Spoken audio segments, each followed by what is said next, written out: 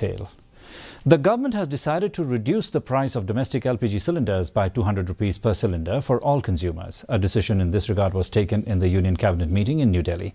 Briefing media, Union Information and Broadcasting Minister Anurag Singh Thakur said, this across-the-board reduction is in addition to the existing targeted subsidy of 200 rupees per cylinder to the Pradhan Mantri Ujjwala Yojana households, which will continue.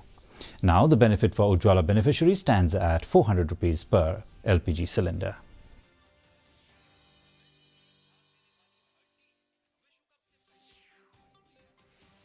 प्रधानमंत्री उज्ज्वला योजना के 75 लाख नए connections दिए जाएंगे, जहां प्रति connection 36 रुपये खर्चा आता है, उसमें से कोई पैसा उनसे नहीं लिया जाएगा।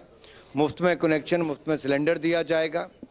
और जो उज्ज्वला गैस योजना वालों को 9 करोड़ 60 लाख ऐसे लाभार्थियों को 200 रुपया प्रति रिफिल पहले सब्सिडी मिलती है, वो भी जारी रहेगी।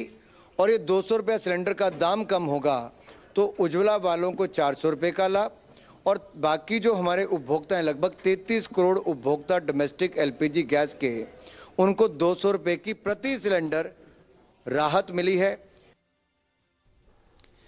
Health Minister Ampreen Lingdo has said the government would